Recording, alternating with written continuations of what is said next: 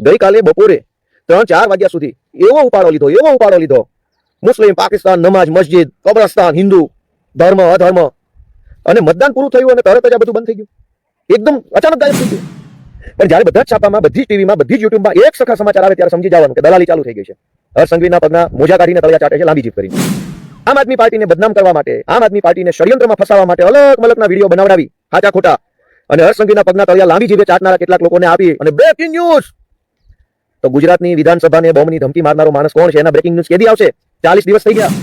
પણ આખી ચૂંટણીમાં ભાજપની દલાલી કરતા કેટલાક આઈપીએસઓ, ભાજપની દલાલી કરતા કેટલાક ટીવી વાળાઓ અને હર્ષ સંઘવીએ મન ફાવે એવા વિડીયો બનાવીને બ્રેકિંગ ન્યૂઝ, એક્સક્લુઝિવ ન્યૂઝ, પોલીસે તપાસ કરી, સીટની રચના, ધરપકડ કરી, હવાલાના પૈસા આવ્યા, અહીંથી પકડાઈ ગયું, અહીંથી પકડાયું, ત્યાંથી પકડાયું, ફલાણું પકડાયું, સીસીટીવી આવી ગયા.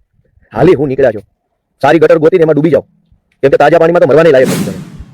પણ પોલીસની ગાડીઓમાં દારૂ વેચાય, પોલીસની ગાડીઓમાં પૈસા વેચાય, ટીવી વાળા બધા જ આમ ધૃતરાષ્ટ્ર બની જાય. ભાજપની ગમે એવી ગુંડાગીરી હોય એની સામે ટીવી ધૃતરાષ્ટ્ર થઈ જાય.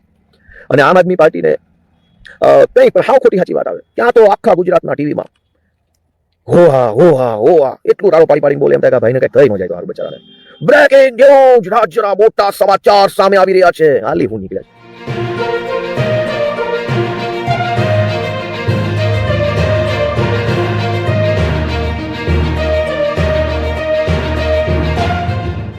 તો મિત્રો, આજે સૌથી પહેલી મહત્વની વાત તમને એ કહેવી છે કે અત્યારે જ્યારે હું બોલું છું ત્યારે 27મી એપ્રિલ 2026ના સાંજના 6:30 વાગ્યા છે.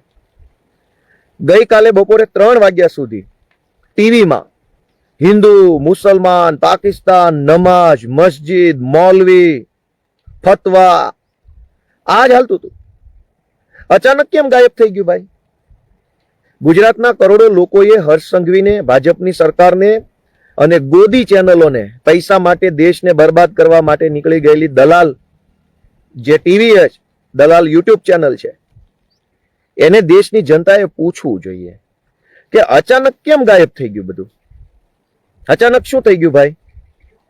ગઈકાલ સુધી તો મૌલવી, પાકિસ્તાન, મસ્જિદ, નમાજ, ગઈકાલ સુધી એવું લાગતું હતું કે અરે રે બરબાદ થઈ જશું, મરી જશું, કંઈક થઈ જશે, હોય બાપા, જલ્દી કરો, જાગો, જાગૃત બનો. અને 24 કલાકમાં શું વળી એવું મોટું યુદ્ધ જીતી ગયા અને બધું ફાઇનલ થઈ ગયું કે ટીવીમાંથી બધા સમાચાર ગાયબ થઈ ગયા? કેમ અચાનક બધું મસ્જિદ, મૌલવી, હિન્દુ, મુસલમાન, પાકિસ્તાન, કબ્રસ્તાન બધું કેમ ગાયબ થઈ ગયું? તો કોઈ તો પૂછો ગુજરાતમાં ટીવીને, કોઈ તો યુટ્યુબ વાળાને પૂછો કે હાલી હું નીકળ્યા છો? શરમ આવવી જોઈએ. 2 પૈસાના પાર્લે બિસ્કિટ માટે થઈને દેશની જનતાને ગુમરાહ કરવામાં શરમ આવવી જોઈએ. હું આપણા મા બાપને, આપણા છોકરાઓને હું મોઢું બતાવીએ? આપણે દલાલી કરીને, ગુલામી કરીને, હર્ષ સંઘવીના પગના તળિયા ચાટીને પૈસા કમાઈને એ પૈસા ઘરે લઈ જઈએ તો આપણે આપણા બાળકોને શું મોઢું બતાવતા હશું? આપણા છોકરાને વાપરવાના પૈસા આપીએ કે લે બેટા તારા કપડા માટે, શૂઝ માટે, ઘડિયાળ માટે, બોલપેન માટે, ત્યારે શરમ નથી આવતી કે હિન્દુ, મુસ્લિમ, ભારત, પાકિસ્તાનની દલાલી કરીને પૈસા કમાયા છે અને દેશ જ બરબાદ થઈ જશે તો તમારા પોતાના છોકરા કેમ સુખી થશે? તો મારી તો બધાને, ગુજરાતની જનતાને વિનંતી છે કે જાગૃત બનો. ગઈકાલે બપોરે 3-4 વાગ્યા સુધી એવો ઉપાડો લીધો મુસ્લિમ, પાકિસ્તાન, નમાજ, મસ્જિદ, કબ્રસ્તાન, હિન્દુ, ધર્મ, અધર્મ, અને મતદાન પૂરું થયું અને તરત જ આ બધું બંધ થઈ ગયું. એકદમ અચાનક ગાયબ થઈ ગયું. હજુ થોડુંક તો હાલવા દેવું હતું. તો આ ખેલ જનતાએ જાણવાની જરૂર છે. આ ખેલ જાણવું જરૂરી છે લોકોએ કે દર વખતે, દર ચૂંટણીએ ટીવી, યુટ્યુબ, કહેવાતા બધા ઇન્ફ્લુએન્સર્સ પોતાની જાતને મહાન ક્રાંતિકારી માનતા, 5-25 લાઈકો શું વળી ફેસબુક ફોલો કરનારા શું વધી ગયા કે પોતાની જાતને મહાન ક્રાંતિકારી માનનારા લોકોએ દેશને આવી રીતે બરબાદ ન કરવો જોઈએ. તમારે શિક્ષણ, સ્વાસ્થ્ય, રોડ, રસ્તા, વીજળી, પાણી, રોજગાર, સામાજિક સુરક્ષા, સિંચાઈનું પાણી, આવા મુદ્દા બતાવવા જોઈએ. મને એ વાતનું હજુ મનોમંથન થાય છે અચાનક કેમ ગાયબ થઈ ગયું? ગઈકાલે જે ઉપાડો લીધો હતો, ઓહો, દર 1 કલાકે નવા હથકંડાઓ ટીવીમાં આવતા હતા. અને મને ખબર છે કે ભાજપની ઓફિસમાં બેઠેલા જે કાંઈ અમુક મોટા નેતાઓ છે એ ગુજરાતની દરેક ટીવી અને યુટ્યુબ વાળાને ફોન ઉપર કન્ટેન્ટ મોકલે કે તમારે ફરજિયાત આ મુદ્દો ચલાવવાનો છે. એટલે તમે જોશો તો બધી જ ટીવીમાં એક સરખા સમાચાર આવતા હોય. તમે ક્યારે છાપું ખોલશો તો દરેક છાપાના પહેલા પાનાની હેડલાઇન રોજે રોજ અલગ હોય. કોઈ આંતરરાષ્ટ્રીય વિષયની હેડલાઇન બનાવી હોય, કોઈ ગુજરાતના વિષયની હેડલાઇન બનાવી હોય, કોઈ ઘટનાની હેડલાઇન બનાવી હોય, કોઈ દુર્ઘટનાની હેડલાઇન બનાવી હોય. શું કામ? કેમ કે બધા વ્યક્તિઓએ પોતાની મનથી, પોતાની મરજીથી, પોતાને જે યોગ્ય લાગ્યું હોય એ સમાચાર લખ્યા હોય. પણ જ્યારે બધા જ છાપામાં, બધી જ ટીવીમાં, બધી જ યુટ્યુબમાં એક સરખા સમાચાર આવે ત્યારે સમજી જવાનું કે દલાલી ચાલુ થઈ ગઈ છે. હર્ષ સંઘવીના પગના મોજા કાઢીને તળિયા ચાટે છે લાંબી જીભ કરીને. કેમ કે એક સરખા સમાચાર બધી જ જગ્યાએ કેવી રીતે આવે? કેમ કે જે સમાચાર ચલાવનાર વ્યક્તિ છે એ દરેકની પોતાની રાજકીય વિચારધારા અલગ હોય, સામાજિક વિચારધારા અલગ હોય, અભ્યાસ અલગ હોય, એની વિચારવાની સ્ટાઇલ અલગ હોય. કઈ ઘટના ગંભીર સમાચાર છે, કઈ ઘટના ઓછી ગંભીર સમાચાર છે, એ દરેક વ્યક્તિ અલગ અલગ હોય. ગોપાલભાઈને જે સમાચાર ગંભીર લાગે એ સમાચાર રમેશભાઈને ગંભીર ન પણ લાગે, છગનભાઈને અત્યંત ગંભીર લાગે, મગનભાઈને મધ્યમ ગંભીર લાગે, એવું બનતું હોય. પણ આખા ગુજરાતમાં એક સાથે મૌલવી, મસ્જિદ, હિન્દુ, પાકિસ્તાન, મુસલમાન.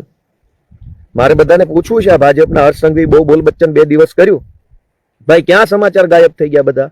ટીવીમાંથી કેમ બધી જ ફિલ્મ ઉતરી ગઈ? બતાવો ને. હવે શરમ આવવી જોઈએ. દેશના લોકોને ગુમરાહ કરીને પૈસા કમાવાની શરમ આવવી જોઈએ.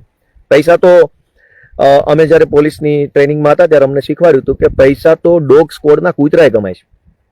પોલીસમાં જે ડોગ સ્કોડ હોય ને, ડોગ સ્કોડ, એમાં કૂતરા હોય બધા અલગ અલગ, એ કૂતરાને પગાર મળે. ડોગ સ્કોડના કૂતરાને જો પૈસા મળતા હોય તો આપણે તો માણસ છીએ, ગમે ત્યાંથી પૈસા મળે. પણ પૈસા એવી જગ્યાએથી ન કમાવા જોઈએ કે જે પૈસા કમાઈને આપણે દેશ બરબાદ કરતા હોઈએ. ઘણા કામ છે, પણ દેશ બરબાદ કરીને, લોકોને ગુમરાહ કરીને, લોકોને છેતરીને પૈસા કમાવાની જે ફિરાક છે, તો મને એ વિચાર આવે છે કે જે કાંઈ યુટ્યુબ મિત્રો કે જે કાંઈ હોય, તમે તમારા છોકરાઓને શું મોટું બતાવો છો કે અમે હિન્દુ મુસલમાન કરી ખોટા વિડીયો ચલાવી, ખોટા બેનર બતાવી, હર્ષ સંઘવીની દલાલી કરીને બેટા પૈસા લાવ્યા છે, લો તમે વાપરો, અને અમદાવાદના આલ્ફાવન મોલમાં જઈને સારા કપડા લઈ લો. તો ગુલામી અને દલાલી કરીને કમાયેલા પૈસાથી લીધેલા કપડા ગમે તેટલા સારા હોય, પણ એ પહેરો તો સારા લાગો નહીં. અને બીજી અત્યંત મહત્વનો મુદ્દો, અત્યંત મહત્વનો, કે હર્ષભાઈ સંઘવી બહુ બોલ બચ્ચન કર્યો આ ચૂંટણીમાં. હું આમ કરી નાખું, તેમ કરી નાખું, જોઈ લઈશ ને, ધોઈ લઈશ ને, પાડી દઉં, તોડી દઉં, ગુજરાતને બરબાદ કરવા વાળા ચલાવી નહીં લેવા, કડક કાર્યવાહી, સમરબંધીને છોડીશ નહીં ને પકડી લેશે, મારી ગુજરાતની પોલીસ આમ છે. ભાઈ બોલ બચ્ચન મંત્રી, ગુજરાતની જાહેર જનતાને એક અત્યંત ગંભીર બાબત તરફ ધ્યાન દોરવું છે કે 18મી માર્ચના રોજ હું સવારે 9 વાગે ગાંધીનગરની વિધાનસભાના પગથિયા ઉપર પહોંચ્યો. 18મી માર્ચ 2026 ગુજરાતની વિધાનસભાના પગથિયા ઉપર હું જ્યારે પહોંચ્યો ત્યારે સૌથી પહેલા મને રાજકોટના ભાજપના એક ધારાસભ્ય સામે મળ્યા. વિધાનસભાની અંદરથી બહાર આવતા હતા. મેં પૂછ્યું કેમ બેન બહાર આવ્યા? તો એમણે મને કીધું કે ભાઈ આપણને બધાને એવું સૂચન છે ધારાસભ્યોને કે આપણે ફલાણા બિલ્ડિંગના ફલાણા હોલમાં જવાનું છે.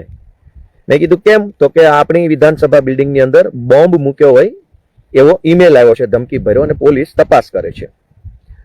એટલે હું પણ પછી તો ચાલતા એ ફલાણા બિલ્ડિંગના ફલાણા હોલમાં ગયો, અને અન્ય બધા ભાજપના, કોંગ્રેસના સ્ત્રી પુરુષ ધારાસભ્યો બધા ફલાણા હોલમાં આવ્યા, અને અમે બધા લગભગ 1 કલાક સુધી ધારાસભ્યો તમામ એ ફલાણા હોલમાં બેઠા. અમે જયારે ફલાણા હોલમાં બેઠા હતા, સવારે 9 વાગે ને 5 થી 10 મિનિટે, 9 વાગે ને 10 મિનિટની આ વાત હું કરી રહ્યો છું, ત્યારે અમે બધા હોલમાં બેઠા હતા. ત્યારે એક પણ ધારાસભ્યના ચહેરા ઉપર કે મનમાં એક નખના જે આગળના ભાગ જેટલી કે એક વાળના 100 ફાડિયા કરો ને 100માં ફાડિયા જેટલી ચિંતા કે ગંભીરતા કોઈ ધારાસભ્યોમાં નહોતી. કેમ કે બધાને ખબર હતી આ સ્ટન્ટ છે, ચૂંટણી લક્ષી. અને એ સ્ટન્ટ શું કામ છે એનો પુરાવો જોઈ લો કે 18મી માર્ચના રોજ ગુજરાતની વિધાનસભાને ધમકી ભર્યો ઈમેલ જે કોઈ વ્યક્તિએ મોકલ્યો, એ વ્યક્તિ આવતીકાલે 28મી એપ્રિલ થઈ જશે, લગભગ 1 મહિનો ને 10 દિવસ પૂરા થઈ જશે, 40 દિવસ. કોણ ધમકી ભર્યો ઈમેલ મારી ગયો એ હજુ કોઈને ખબર નથી. નામ નહીં, સરનામું નહીં, વરઘોડો નહીં, ક્યાંથી ઈમેલ કર્યો તો કશું જ નહીં. અને હર્ષ સંઘવીએ બહુ મોટી બોલ બચ્ચન ચૂંટણીમાં કરી, હવાલાથી પૈસા આવે છે, આ દેશને ગુજરાતને બરબાદ કરવા માટે પૈસા આવે છે. ભાઈ હર્ષ સંઘવી 8 પાસ, તમારામાં તાકાત હોય તો ગુજરાતની વિધાનસભાને બોમ્બની ધમકી કોણ મારી ગયો એને પકડો. પહેલા 40 દિવસ થયા. ગુજરાતની વિધાનસભાને ધમકી મારી જનારો માણસ 40 દિવસે હજુ તો આઈડેન્ટિફાઈ નથી થયો, ઓળખાયો જ નથી કે કોણ હતો, કયા ગામનો હતો, શું નામનો હતો, પાકિસ્તાનનો હતો કે ભારતની અંદર રહેનારો કોઈ ટીખળખોર માણસ હતો. આમ આદમી પાર્ટીને બદનામ કરવા માટે, આમ આદમી પાર્ટીને ષડયંત્રમાં ફસાવવા માટે અલગ મલકના વિડીયો બનાવડાવી, સાચા ખોટા, અને હર્ષ સંઘવીના પગના તળિયા લાંબી જીભે ચાટનારા કેટલાક લોકોને આપી અને બ્રેકિંગ ન્યૂઝ. તો ગુજરાતની વિધાનસભાને બોમ્બની ધમકી મારનારો માણસ કોણ છે એના બ્રેકિંગ ન્યૂઝ કેદી આવશે? 40 દિવસ થઈ ગયા.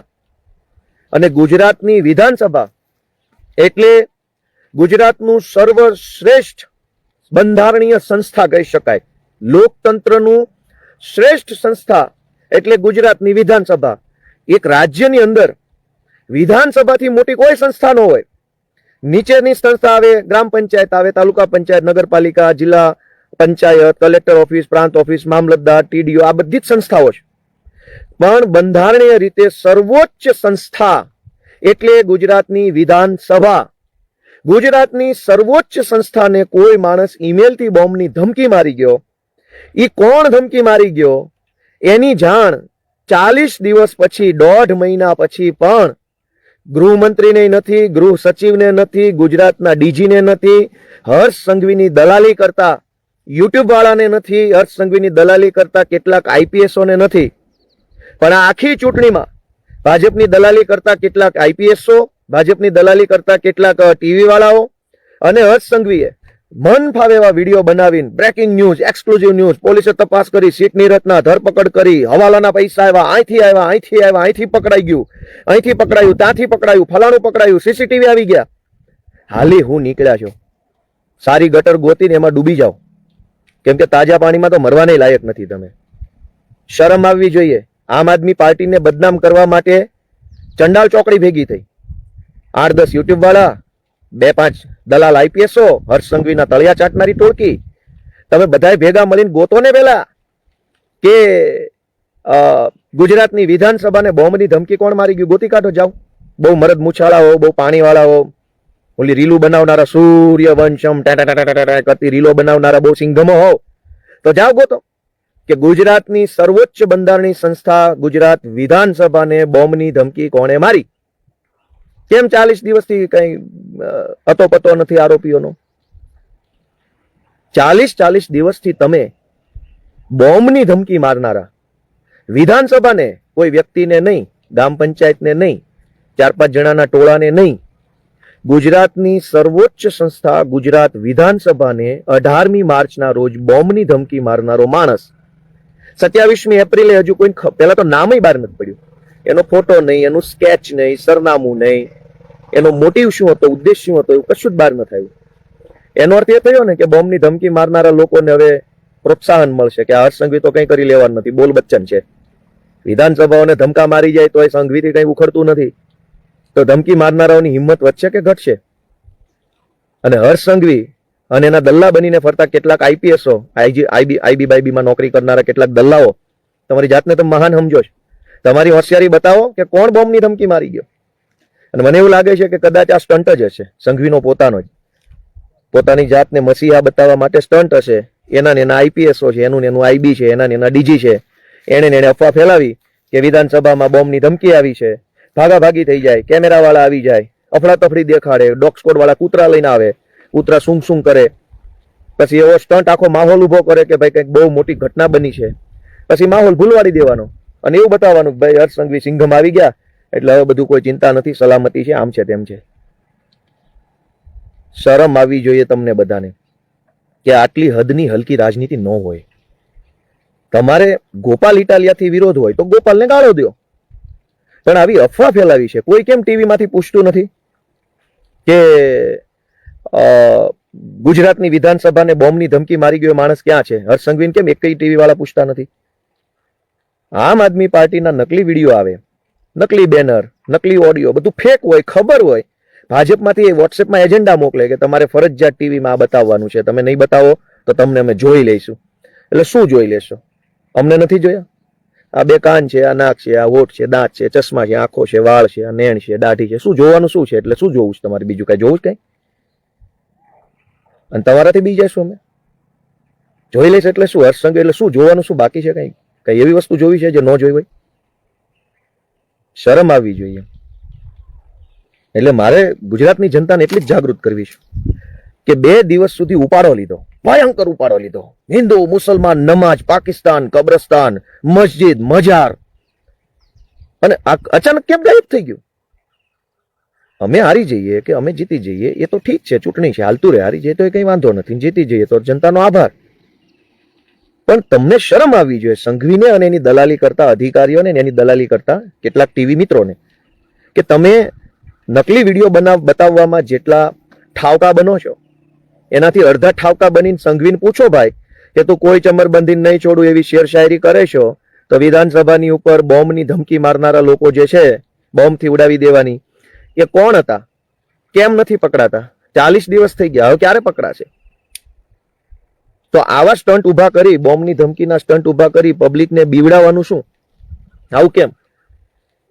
2-3 દિવસ છેલ્લા હિન્દુ, મુસલમાન, પાકિસ્તાન, કબ્રસ્તાનનો એવો ઉપાડો લીધો. અચાનક કોઈ ચેનલમાં, કોઈ ટીવીમાં, ક્યાંય યુટ્યુબમાં હિન્દુ મુસલમાન ગાયબ થઈ ગયું. લે બોલો, ઘડીક તો એવો માહોલ થઈ ગયો આપણને એમ થયું ઘરે રે કાલ તો યુદ્ધ ફાટી નીકળશે અને તોપુની જરૂર પડશે, તલવારો જોશે, વગેરે વગેરે. દોસ્તો જરાક જાગૃત બનો. મારી તો બધાને વિનંતી છે. હું જરાય મહત્વનો વ્યક્તિ નથી, હું તો નાનો માણસ છું. હારી જાઓ, જીતી જાઓ, આ તો બધું રાજનીતિ છે. પણ જનતાને આટલી હદે ડરાવવી, જનતાને આટલી હદે ગુમરાહ કરવી, સરકારી તંત્રનો જબરજસ્ત દુરુપયોગ કરવો, પોલીસ તંત્રનો ભયંકર દુરુપયોગ કરવો, આ ક્યાંનો ન્યાય છે? આ કેટલું વ્યાજબી છે? ભલે ગોપાલ ઇટાલિયા ખરાબ હશે તો હારી જશે, પણ પોલીસની ગાડીઓમાં દારૂ વેચાય, પોલીસની ગાડીઓમાં પૈસા વેચાય, ટીવી વાળા બધા જ આમ ધૃતરાષ્ટ્ર બની જાય. ભાજપની ગમે એવી ગુંડાગીર્દી હોય એની સામે ટીવી ધૃતરાષ્ટ્ર થઈ જાય.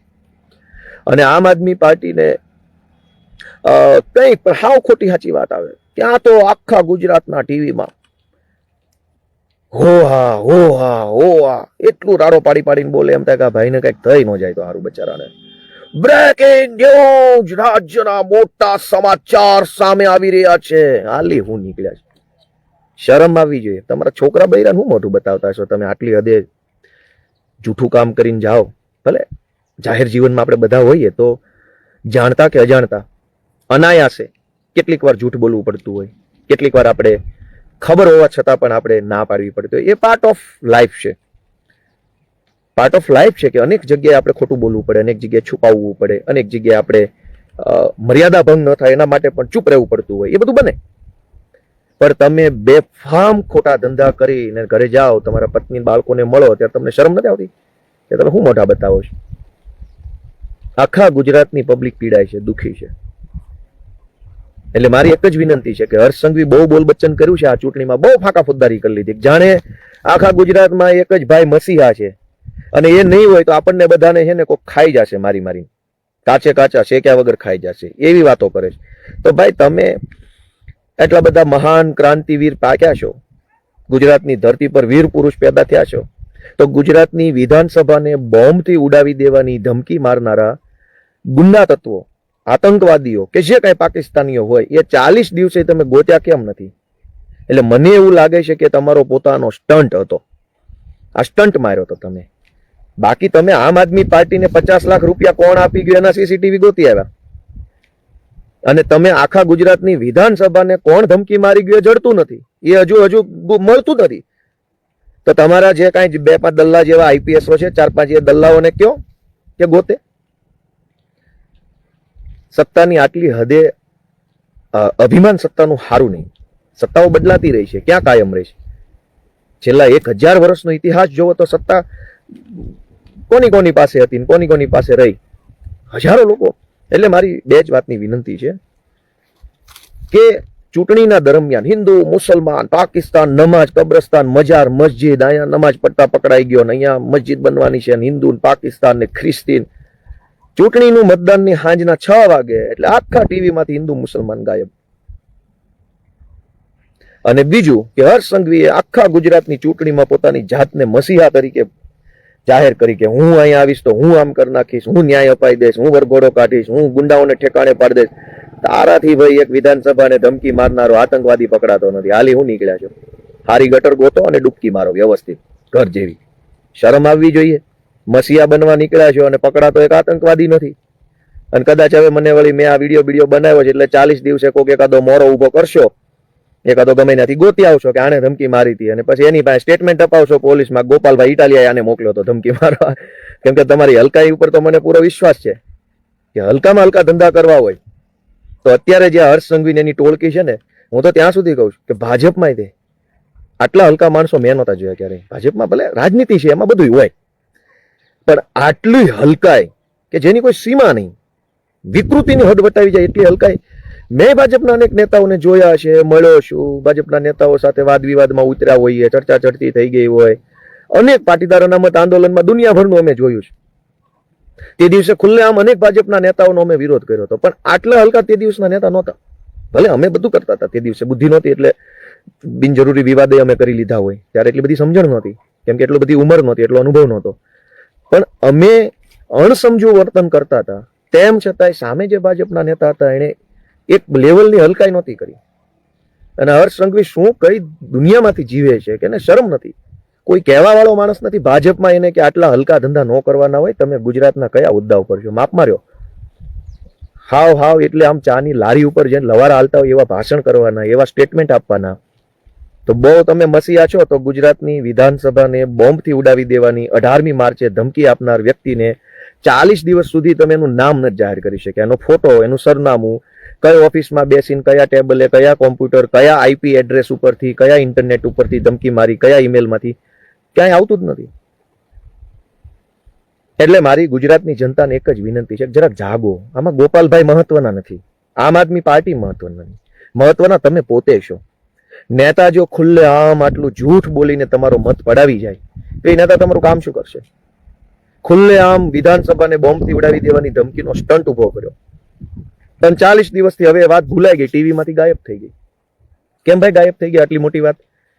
આટલી મોટી વાત તો ટીવીમાં આવવી જોઈએ કે આરોપી ક્યાં ગયો બોમ્બથી વિધાનસભાને, અને ચાલુ વિધાનસભા બંધ નહીં, સત્ર ચાલુ હતું. અનેક ધારાસભ્યો અંદર જઈને બેસી ચુક્યા હતા, માનનીય અધ્યક્ષશ્રી અંદર આવી ચુક્યા હતા, કેટલાય મંત્રીશ્રીઓ વિધાનસભામાં આવી ચુક્યા હતા, મારી જેવા આવતા હતા, અનેક લોકો અંદર પહોંચી ચુક્યા હતા. એવા સમયે બોમ્બની ધમકી જેને મારી એ માણસ સંઘવીથી પકડાતો નથી. અને વાતો એવી કરે છે કે અમે આખા ગુજરાતની અંદર ક્રાંતિ લાવી દઈશું. દોસ્તો, સહેજ જાગૃત બનો એ મારી તમને બધાને વિનંતી છે. અને ટીવી વાળાની જરાક જનતાનો કંટ્રોલ જોશે. આમાં સર્વોપરી જનતા છે, બીજું કોઈ નથી.